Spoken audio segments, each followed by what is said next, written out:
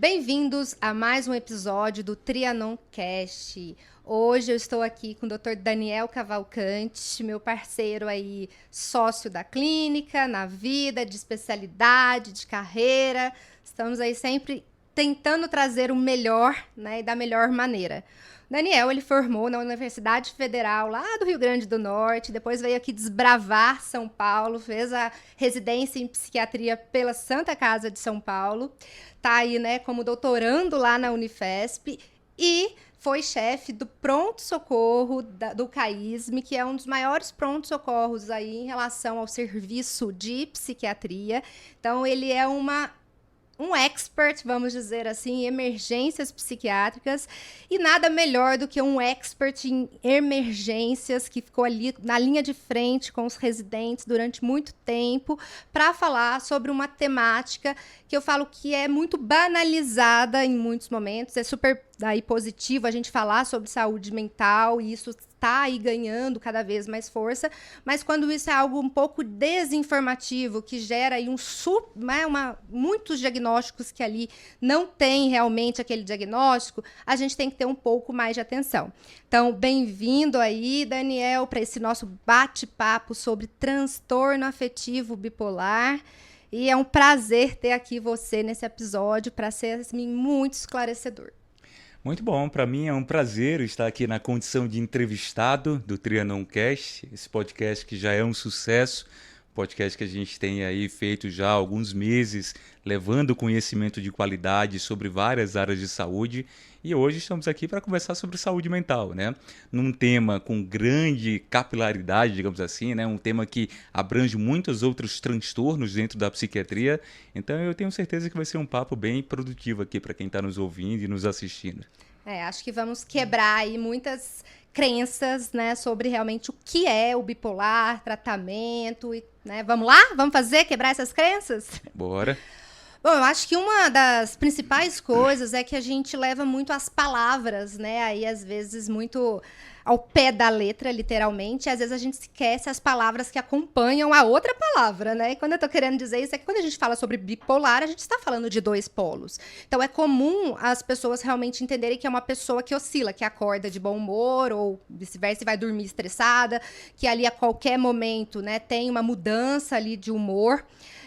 Então, isso é comum você associar a pessoa que tem isso, ou seja, oscila em dois polos, a ser um paciente com um transtorno, né, aí, afetivo bipolar. Como você, né, vê isso na sua prática, que eu acho que isso é o que faz as pessoas chegarem, é muito comum pacientes chegarem, eu acho que eu sou bipolar, minha esposa acha que eu sou bipolar, minha mãe acha que eu sou bipolar, meu marido acha. Como você vê isso e por que você acha que a gente vive um pouco de tudo isso como uma super febre de que todas as pessoas que vai ao psiquiatra é bipolar? Muito bom, excelente pergunta para começar aqui o nosso bate-papo. O problema, né, muitas vezes está na questão da instabilidade emocional, né? A instabilidade emocional faz parte da condição humana, todos nós, a depender do que acontece ali no nosso dia a dia, a gente tem momentos de se sentir mais triste, momentos de se sentir mais alegre, momentos em que a gente se sente mais enraivecido, momentos em que a gente fica frustrado com algo. Algumas pessoas, porém, têm uma instabilidade emocional mais marcante. E essas oscilações elas acontecem mais frequentemente e acontecem também com uma intensidade maior. E aí, muitas vezes, essas pessoas elas acabam concluindo que essa instabilidade emocional tão marcante faz parte de um transtorno, quando na verdade nem sempre faz parte de um transtorno, e mesmo quando faz parte de um transtorno, existem muitas condições psiquiátricas que podem cursar com uma instabilidade emocional mais marcante e não apenas o transtorno bipolar. O transtorno bipolar, como o nome diz, é marcado por uma oscilação de humor entre dois polos. A gente fala então que o transtorno bipolar é marcado por dois extremos de humor. Então o indivíduo ele pode, em determinada fase da vida, ir para um polo mais eufórico, um polo em que o humor dele está elevado, e em um outro determinado momento da vida ele pode ficar no polo depressivo, em que o humor está mais abatido, né? Está reduzido. Só que essas oscilações, essas permanências entre os polos, elas não são assim de um dia para o outro ou por algumas horas. Esses indivíduos, eles passam dias, semanas e às vezes até meses em cada um desses polos e com um prejuízo muito significativo relacionado ali àquela alteração de humor. E como você falou, né, algumas pessoas elas acabam muitas vezes recebendo o diagnóstico de bipolar, quando na verdade é uma instabilidade de humor que não atende a essa característica que eu defini aqui, né, essa permanência marcante, né, em um dos polos. Daí a confusão, né, e a ocorrência de tantos diagnósticos de transtorno bipolar, que você sabe muito bem, por ser psiquiatra também, aí na nossa área e no nosso contexto. Acho que, né, isso é muito esclarecedor, mas uma coisa que eu acho que é muito importante a gente trazer, que os pacientes às vezes confundem, né, assim, o que é mania, né, às vezes a pessoa acha que é mania de fazer alguma coisa, né, de ter ali um tique, considera isso mania, né, então, explica um pouco pra gente, né, eu falo que ainda mais como um médico que esteve aí na linha de frente, na porta do pronto-socorro, porque eu falo com meus pacientes, é inesquecível e geralmente o paciente chega contando o episódio de mania, né? Então, assim, o que é, né, a tal da euforia e o que é quando a gente considera que um paciente está em mania e a tal famosa aí hipomania. Faz aí um contexto pra gente entender. Afinal, o que é mania quando a gente fala do transtorno afetivo bipolar? Na verdade, quando a gente fala do contexto psiquiátrico. Bom, então aí a gente continua aquela questão do diagnóstico, né? Para a gente ter um diagnóstico de transtorno bipolar, a gente precisa formalmente atender a alguns critérios, para que a gente tenha aí uma uniformidade, né, de diagnósticos. E aí, um dos critérios chaves aí para a gente diagnosticar alguém com transtorno bipolar é ele ter um episódio, pelo menos um episódio ao longo da vida de mania. E aí, o que é essa mania? Mania é o termo que a gente usa na psiquiatria para descrever esse estado de humor super elevado, essa euforia. O indivíduo em mania, ele passa a ficar excessivamente alegre ou excessivamente agitado de uma forma que foge muito ao normal daquela pessoa e de uma forma que impacta profundamente o funcionamento dele. E que gera impactos ali significativos não apenas para ele, mas para o ambiente em volta também. Às vezes, ele nem se sente tão impactado, mas aquilo ali está gerando uma exposição moral enorme, aquilo ali está gerando uma deterioração da família, aquilo ali está gerando uma deterioração do patrimônio dele ou do patrimônio de outrem. Então, isso é uma questão muito importante. Inclusive, outra questão muito importante da mania é que muitas vezes esse indivíduo não tem crítica que ele está em mania. Ele não tem crítica que ele está em um estado alterado, porque ele se sente tão bem, e aí de novo, patologicamente bem, tá? Ele se sente tão bem que naquele momento ali ele não entende ninguém que chegue para ele e fale que ele está doente, que ele precisa de uma intervenção, e muitos desses quadros de mania acabam inclusive sendo internados. Tamanho é o impacto que esses episódios podem trazer ali para o indivíduo. Então, é isso, assim, de forma sucinta, a mania é um estado de elevação extrema de humor que permanece aí por uma semana ou mais, gerando um prejuízo significativo ali no funcionamento do indivíduo e muitas vezes do ambiente ao redor também. A mania é como se a pessoa se sentisse um super-herói. Então, ela não precisa dormir. Só que não é um precisar dormir, não dormir à noite e precisar dormir de dia. É como se ela tivesse uma energia inesgotável. Ela pode fazer uma faxina que tá rindo de orelha a orelha. Então, né, essa euforia, é uma felicidade que não é compatível com aquela realidade. Como você bem falou, ela é disfuncional. Né? Então, eu acho que entender isso, porque às vezes a pessoa acha, tô muito feliz, aí eu começo a comprar. Mas calma, é isso que você falou, é disfuncional. Então você passa dias seguidos sem estar ali dormindo e começa a ter prejuízos, igual você falou, patrimonial, é porque essa pessoa começa a gastar de uma forma muito diferente, né? Não é a pessoa que tá ali angustiada, vai no shopping, faz uma compra porque tá mais angustiada. É alguém que compra, né, coisas que não estariam dentro do orçamento e nem previstas para serem compradas, né? Então, eu acho que trazendo um pouquinho aí, né, dando exemplos para a realidade, eu acho que é um pouco disso. Você leva mais exemplos para os seus pacientes sobre isso, para as pessoas, né, aí terem uma certa identificação e entender, calma, então não é só estar feliz e triste ao longo do dia. Não, esses exemplos que você passou, eles correspondem muito bem ao que a gente vê na realidade ali com os pacientes. É essencial que os pacientes entendam que não é uma alegria normal, como eu falei. Então, não é aquela oscilação de estar feliz ou estar triste, é uma coisa extrema, realmente, a ponto do indivíduo, inclusive, nem ter noção de que ele está num estado alterado de humor que precisa ali de um tratamento, de uma intervenção. E aí esse estado elevado de humor, ele pode acabar trazendo uma série de impactos no comportamento dele.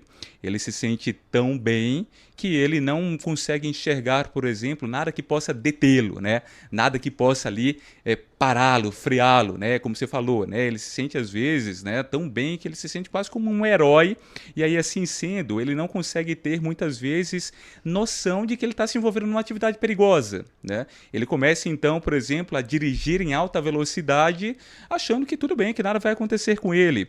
Ele começa, por exemplo, a se envolver com pessoas desconhecidas e a confiar excessivamente nessas pessoas, porque ele acha que ele está com total controle da situação. Uma das características muito marcantes que a gente vê na mania é a desinibição. O indivíduo fica mais desinibido. E aí isso faz, inclusive, com que às vezes eles se envolvam sexualmente de forma desprotegida com algumas pessoas que ele nunca viu na vida. Esses indivíduos, muitas vezes, eles se envolvem com gastos excessivos e comprometem ali o patrimônio financeiro, né, as contas, se endividam, porque eles não conseguem ter essa noção, esse freio, né, eles ficam mais impulsivos. Então, o estado de mania, ele tem tanto a alteração do humor, né, da forma como o indivíduo se sente perante aos acontecimentos ali da vida dele, como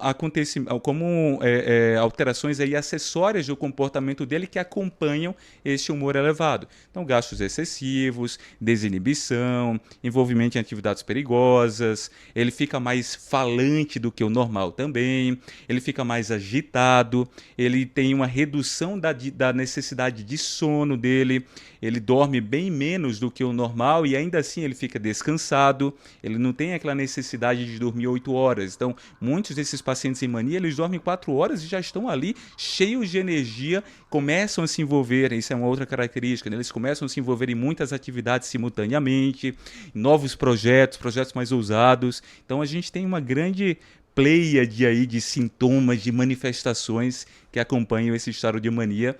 E só quem viu mesmo um paciente com mania tem essa noção bem precisa mesmo do quão complexo é o quadro, e aí fica até, quando você vê, fica até mais fácil você fazer a distinção entre o que é realmente um episódio de mania e o que é uma oscilação de humor, né, mesmo para esse polo mais eufórico, que não é compatível com o diagnóstico de mania e, consequentemente, diagnóstico de transtorno bipolar. Excelente colocação. E aí eu acho que até entrando, né, na questão do diagnóstico, que eu acho que é até tirar um pouco muito a questão do estigma e o quão procurar o tratamento cedo faz muita diferença no prognóstico em relação a iniciar um tratamento, evitar, né, aí a quantidade de crises. É muito importante entender que a pessoa que tem um diagnóstico, ela não é bipolar o tempo todo. Então, ela tem episódios, que foi o que você descreveu agora, de mania. Então, isso acontece num recorte do tempo, né? E na outras partes, ela fica normal. Em alguns momentos, ela vai fazer episódios depressivos ao longo da vida. Mas existe o período em que ela está estável e que ela não vai ter esses episódios, porque eu acho que é aí que entra a grande confusão, né? Não sei se você concorda comigo. As pessoas falam, comprei demais, gastei demais, tô com uma libido muito alta, não tô dormindo, porque a vida é tão corrida hoje que isso que você falou, né? Dormir 4 horas, ter muita energia, muito projeto, isso, né? Às vezes, se eu vou pegar um corte ali, acaba se tornando normal, e aí existe, sim, essa grande questão de muitos diagnósticos. Então, assim, falar que isso é uma parte do episódio, que a pessoa fica tendo, agora eu comecei a gastar demais, tal, mas não tem todas as outras características, isso não é, porque ela tem um transtorno afetivo bipolar, certo? Sim, você pode ter manifestações que são vistas no transtorno bipolar, mas não necessariamente ter um transtorno bipolar. E isso ocorre dentro da psiquiatria com todos os transtornos. É muito comum, por exemplo, que todos nós tenhamos sintomas depressivos em alguns momentos da nossa vida, mas não necessariamente a gente teve depressão, a gente teve ali o transtorno depressivo.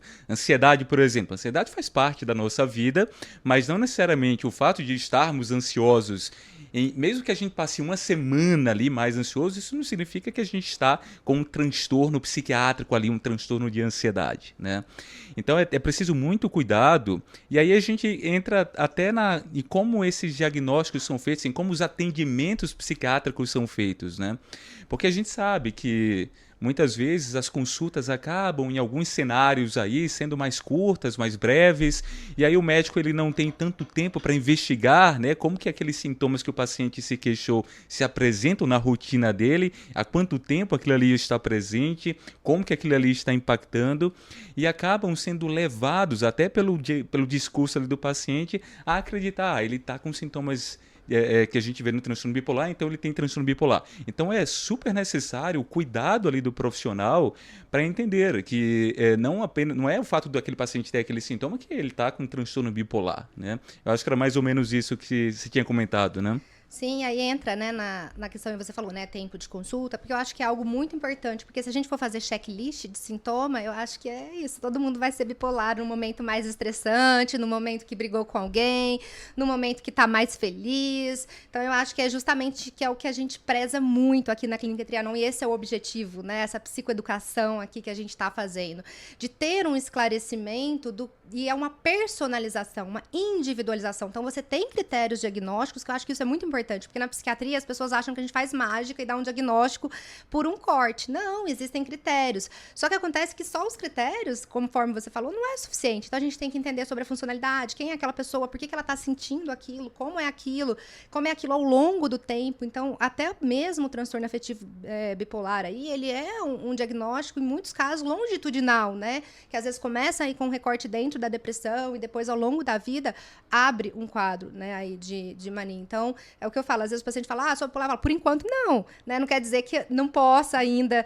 né, vir a abrir pela questão aí da epidemiologia, né, uma pessoa que a gente sabe que tem 2 picos, né, então eu acho que isso, ter essa explicação é muito importante, porque igual você mesmo falou, né, além de ser normal, muita coisa, ser do momento do que você está vivendo, tem também muitos outros transtornos dentro da psiquiatria que geram, né, aí sintomas muito parecidos, né, e além disso, que aí eu acho que é muito importante a gente falar sobre os assuntos, a gente tem aí uma sobreposição em alguns casos, né, de aí sintomas. Então, assim, quando um paciente, assim, qual é a proporção, assim, na sua prática, não tô falando aí de liso, mas do que você atende de pacientes que chegam falando sou bipolar, seja porque já vem de um outro colega e aí a gente faz uma reavaliação, ou acho que sou e, na verdade, eles têm esse diagnóstico, assim, você consegue ter uma precisão, e quando não tem esse diagnóstico, qual é o diagnóstico mais frequentemente confundido nesses pacientes? Olha, hoje eu sou um profissional muito procurado por pacientes que já passaram por tratamentos com outros profissionais. Uhum. Então, muitos pacientes que chegam até a mim, eles chegam ali com a expectativa de ter uma abordagem diferente, de dar um passo adiante no tratamento, de conseguir, né, ali, esclarecer alguma coisa ali que ainda ficou meio que em aberto para eles com relação ao diagnóstico, enfim. Então, acaba que chegam realmente muitos pacientes com um diagnóstico já firmado, e aí desses que chegam com diagnóstico de transtorno bipolar, muitas vezes, eu não tenho uma proporção exata, mas muitas vezes, quando eu vou fazer a minha entrevista detalhada, longa, né, com relação a tanto os sintomas como ao histórico de vida daqueles indivíduos, eu acabo percebendo que, na verdade, não é um transtorno bipolar. Ele realmente tem uma instabilidade emocional marcante, ele tem alguns sintomas que a gente vê no transtorno bipolar, mas quando a gente encaixa aquilo na linha do tempo, a gente percebe que formalmente ali não é um transtorno bipolar. E aí desses que a gente acaba concluindo que não é um transtorno bipolar, um diagnóstico muito frequente é do transtorno de personalidade emocionalmente instável, também conhecido como transtorno de personalidade borderline, que é um transtorno marcado, como o nome diz, pela instabilidade emocional, bipolar. Esses indivíduos eles têm realmente oscilações de humor mais frequentes, com impactos ali na vida deles. Só que o que nos ajuda nessa diferenciação entre um e outro é que o indivíduo com transtorno de personalidade borderline, ele geralmente apresenta isso de uma forma mais perene, né, de uma forma mais constante ao longo da vida, desde ali a juventude dele, na época que a personalidade começa a ficar mais consolidada. E essas oscilações de humor, elas ocorrem de uma forma mais frequente e geralmente atreladas a eventos de vida deles. Esses indivíduos com transtorno de personalidade borderline, eles são muito sensíveis a frustrações. E aí, com as frustrações ali do dia a dia, que todos nós temos, esses indivíduos, eles acabam reagindo de forma mais intensa. E aí, né, muitas vezes acabam, inclusive, entrando em momentos depressivos ali, muito profundos, até com pensamentos de morte. Só que, diferentemente do transtorno bipolar, essas oscilações elas são muito limitadas ali àquele evento estressor, né, àquilo que desencadeou, e duram menos tempo do que as oscilações de humor do transtorno bipolar. Então, quando a gente fala, por exemplo, em uma depressão bipolar, em um indivíduo que está no polo depressivo, ele passa ali semanas, muitas vezes meses, e, enfim, em alguns casos até mais de ano, naquele polo depressivo. E quando eles vão para o outro polo, o polo da mania, que a gente já comentou aqui, eles também passam uma semana ou mais ali, e em que na maior parte do tempo eles estão com aquele humor sustentado. Eles não ficam nessa oscilação tão frequente como a gente vê no transtorno de personalidade borderline. E outra coisa importante aqui é que o indivíduo com transtorno bipolar, ele abre, né, o quadro em um determinado momento da vida adulta dele, né? Enquanto, como eu comentei, o borderline ele já apresenta isso, né, presente ali na vida dele desde a juventude, né, adolescência principalmente, de uma forma mais constante. Sim, então a gente pode aí, né, inferir, você não gosta muito de inferir, mas eu gosto, né, que esse bipolar dos leigos, na verdade, entra muito mais em característica de uma, né, de traços de uma instabilidade emocional relacionada à personalidade, do que, né, aí realmente a um diagnóstico de transtorno afetivo bipolar. E também não é um diagnóstico de transtorno da personalidade, mas são traços compatíveis, né, que em alguns momentos ficam mais reativos. Quando a gente vê as pessoas aí no dia a dia falando, fulano é bipolar, né? Não, mas é porque ela é bipolar, né? Você é muito bipolar. Esse bipolar sendo usado de uma forma vulgar, né, no dia a dia pelo leigo, na verdade, na grande maioria das vezes, eles estão se referindo a um indivíduo que é instável emocionalmente, né? Que é o indivíduo de lua, né? Que é um Seria uma indivíduo que é muito desregulação sensível. emocional, né? Sim, uma desregulação emocional, né? Que, enfim, alguns vão ter uma desregulação emocional patológica ou não, mas na grande maioria das vezes esse bipolar que é usado de forma vulgar, né, ele se refere ali a uma instabilidade emocional e não a um transtorno bipolar. Inclusive é algo até que é negativo do contexto da psiquiatria, porque acaba meio que alimentando mais o estigma, né? Então, isso gera um estigma negativo, uma imagem negativa ali em torno do transtorno bipolar, né? Como se as pessoas, como se isso contribuísse para as pessoas criarem uma aversão ali às pessoas com transtorno bipolar.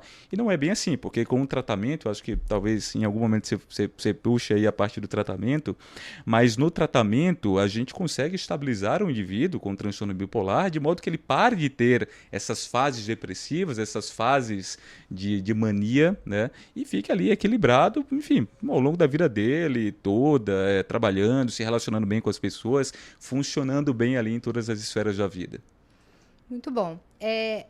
Sim, a gente vai entrar nessa parte de tratamento, até tem um gancho aqui, mas eu vou guardar ele só para a gente fazer, que eu acho que é muito comum hoje a gente ver, né, aí no diagnóstico, né, de ansiedade, e no diagnóstico do transtorno de ansiedade generalizada, e no transtorno de déficit de atenção e hiperatividade, a gente vê essa característica de desregulação emocional e de labilidade emocional muito grande também. Na sua prática, você também percebe, né, nos pacientes que têm, né, porque o paciente grave bipolar é esse, aquele do pronto-socorro, tá, mas no paciente que vem com essa queixa, você também, muitas vezes, acaba, na sua avaliação, fechando esses diagnósticos, você vê que existe essa relação também ou não? Diagnóstico de transtorno de ansiedade generalizada e TDAH, nessa confusão aí também. Sim. São diagnósticos que você também faz ali a exclusão diagnóstica deles ou a confirmação? Sim, a desregulação emocional está presente em muitos transtornos psiquiátricos, está presente em transtornos de ansiedade, está presente em transtorno depressivo, está presente no transtorno de personalidade borderline, no bipolar, como a gente tem comentado aqui, está presente no TDAH, enfim, então existem muitos diagnósticos psiquiátricos que têm a desregulação emocional como parte ali dos sintomas. Então, todas as vezes que a gente pega um indivíduo, né, com queixas relacionadas a essas oscilações de humor, a gente precisa ficar atento a todos esses outros diagnósticos para fazer o diferencial. E aí, né, como a gente já comentou aqui, é você fazer uma boa entrevista com aquele paciente, muitas vezes entrevistar pessoas do convívio do paciente, para que a gente também tenha um ponto de vista externo, né, de alguém que convive ali, né, que vê o paciente, né, em suas atividades, para que então a gente tenha aí esse cuidado e essa precisão no diagnóstico. Eu acho que um grande ponto relacionado, né, aí ao diagnóstico entra muito a questão do tratamento, porque é o que você falou. O paciente que tem um transtorno afetivo bipolar, ele fica bem estável com o tratamento. Mas se você pega um transtorno de ansiedade ou um TDAH e coloca um estabilizador de humor, você pode deixar essa pessoa mais prejudicada, né, mais lenta, com outros efeitos colaterais, e isso pode ter um impacto significativo. Você percebe muito isso quando você começa a tratar, é aquilo, vou tratar a ansiedade, porque tem ainda, né, aquela lenda, né, claro que, né, cada caso é único, né, não pode de jeito nenhum colocar antidepressivo, e aí às vezes você fica ali com aquele paciente, e aí quando vê, você vai ver, putz, o paciente remitiu com antidepressivo, você começa a avaliar, tem um TDAH, e na verdade, né, foi muito de uma reatividade momentânea que aquilo, né, surgiu. Como que, né, você vê isso em relação ao tratamento? Esse é um ponto bem crítico, né, Renata? Porque um diagnóstico errado pode levar um indivíduo a várias consequências, tanto do ponto de vista de ele não ter a melhora esperada, porque se eu trato algo que eu acho que é X, mas na verdade é Y, o Y que aquela pessoa tem nunca vai melhorar, porque na verdade eu estou olhando para X, né? Então tem essa consequência aí fundamental, né, de você fazer um diagnóstico para que você consiga tratar realmente o que tem aquela pessoa. E além disso, né, se eu faço um diagnóstico de transtorno bipolar e a minha conduta é direcionada ali para um tratamento de transtorno bipolar, eu vou acabar prescrevendo medicamentos para esse indivíduo que talvez nem fossem necessários, e com isso eu acabo meio que expondo aquele indivíduo a efeitos adversos que seriam totalmente dispensáveis, porque na verdade não há necessidade daquele medicamento, porque aquele paciente não tem um transtorno bipolar. Então é fundamental, né, que a gente tenha esse cuidado no diagnóstico de transtorno bipolar, porque isso pode gerar aí consequências tanto do ponto de vista de não melhorar do quadro, como também do ponto de vista de você ficar submetido ali a um medicamento que vai te trazer efeitos ali diferentes que você nem deveria estar tomando, né? A gente tem também, né, como consequência, né, de um diagnóstico de bipolar errado, o fato, por exemplo, de que no transtorno bipolar, por causa do risco que o indivíduo tem de entrar naquele polo de euforia, de mania, a gente precisa ter muito cuidado com a prescrição de antidepressivos, que são os principais medicamentos utilizados para tratar a depressão comum, a depressão unipolar, e que são também utilizados para tratar os quadros de ansiedade.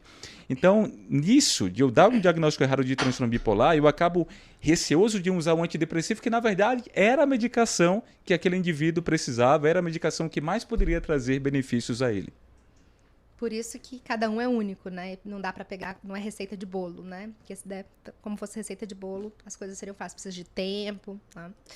Muito bom. E aí, uma coisa que você falou, que eu falei que foi o que eu guardei, a gente vive hoje, né, um mundo com muitos estímulos. E aí, como você falou, né, não só estímulos, né, aí eu falando de drogas, mas de todos, sono, trabalho, pressão. E aí, quando você falou de que esses pacientes, né, eles ficam estáveis ao longo da vida com o tratamento, eu, né, queria saber a sua opinião aí, levar isso, né, pessoal, assim, quais são os fatores de risco, né? Hoje a gente vê muito a questão aí, tá até sendo discutida no Congresso, né, da liberação aí, né, de políticas em relação a drogas, quando a gente fala também da exposição, esses pacientes, né, eles estão trabalhando numa linha de frente ali, num ambiente extremamente competitivo, que leva um desgaste, né? O que é fator de risco para ter uma predisposição tanto para um primeiro quadro quanto também para o paciente que já tem esse diagnóstico? Qual que deve ser, assim, as restrições? Né? Não tem aí, né, restrições, isso eu já sei, mas o que é sugerido de se evitar?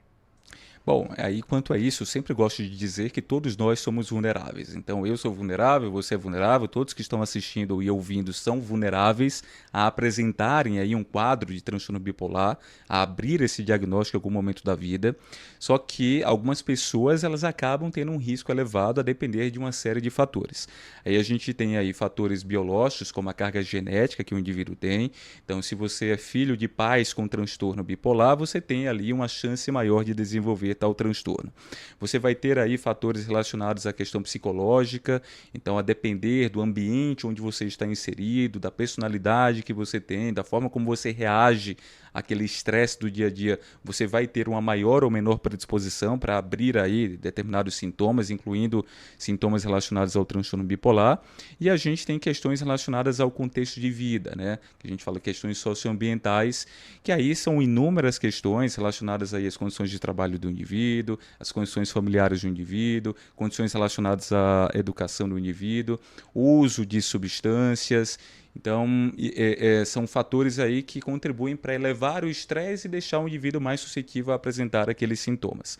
Aí, com relação a alguém que já tem transtorno bipolar, esse indivíduo precisa tomar muito cuidado para evitar se expor a fatores que aumentam a chance de ele ter uma descompensação do quadro, de ele acabar saindo daquele equilíbrio que foi conquistado no tratamento e abrir uma nova fase de depressão ou uma nova fase ali, um novo episódio de mania. Aí, uma das coisas, enfim, tem vários fatores aí que talvez nem caiba aqui nesse episódio, mas uma das coisas que você mencionou aí com um pouco mais de destaque é a questão da exposição a substâncias. Então, como eu citei agora há pouco, né, o antidepressivo, o uso de antidepressivo no transtorno bipolar é um uso aí que pode fazer com que o indivíduo venha a ter uma elevação de humor e um quadro de mania. Mas existem outras substâncias que estão muito mais facilmente ao acesso desses indivíduos que acabam elevando aí essa possibilidade do indivíduo ter. Então, substâncias estimulantes, por exemplo, são substâncias que podem acabar, né, gerando esse risco maior de você abrir um quadro de mania. E hoje a gente tem visto aí muitas pessoas correndo atrás de estimulantes para dar conta dessa rotina tão sobrecarregada de trabalho, de outras atividades que a gente tem, né? Pessoas que nem têm TDAH, né, indo atrás dos remédios para TDAH porque são remédios estimulantes. A gente tem pessoas usando suplementos que são passados aí, né, até mesmo por colegas médicos, que muitas vezes acabam pecando ali em não avaliar o risco daquele indivíduo, e aí um suplemento desse tem substâncias estimulantes ali, como cafeína em altas doses, que podem fazer com que o indivíduo venha a ter uma ciclagem, que a gente chama, né, que é quando ele sai do equilíbrio e vai para o polo lá da euforia, de mania. E a gente tem também as substâncias ilícitas aí, né, como cocaína, por exemplo, que é uma droga aí estimulante do sistema nervoso central, né? A gente tem, por exemplo, a maconha, que é uma droga que tem efeitos lá no sistema nervoso central, que aumenta bastante a chance do indivíduo apresentar sintomas psicóticos, que são delírios, alucinações, que são sintomas que podem surgir também em um indivíduo com transtorno bipolar. Então a gente tem aí realmente uma zona de risco muito significativa com relação a substâncias que podem desencadear aí essa descompensação do quadro do transtorno bipolar.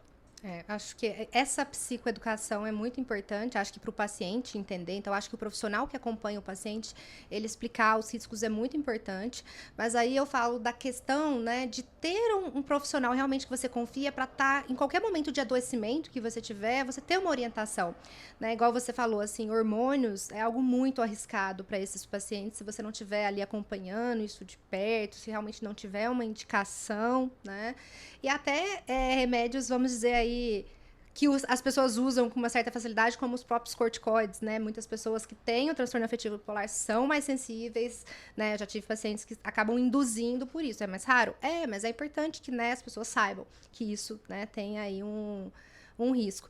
E aí, Daniel, aproveitando, né, a gente, né, eu acho que a gente passou um pouquinho por cada parte aí, né, da doença, mas né, do assunto, quando a gente fala, né, por que a pessoa tem que evitar de ter crises, né? Quando ela tem mais crises ao longo da vida, isso faz com que ela tenha algum prejuízo ao longo prazo? O que é assim, qual é o risco aí que essa pessoa tem quando a gente fala a longo prazo? O que é pior? Crises de mania? O que é pior a longo prazo, né? O paciente, a gente sabe que ele prefere nas primeiras crises, depois ele aprende que na verdade aquilo ali é uma tragédia, a ter aí crises, né, de mania. Mas e no longo prazo? Como isso funciona? Como é esse prognóstico? Por que esse paciente é muito importante ele entenda que ele precisa aderir a um tratamento ali, né, casar com a especialidade psiquiatria, vamos dizer assim?